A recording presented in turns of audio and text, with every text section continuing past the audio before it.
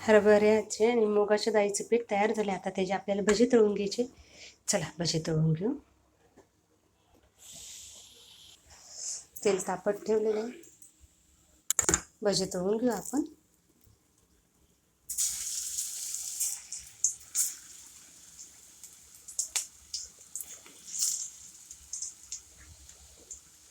तुम्ही वडे सुद्धा करू शकता.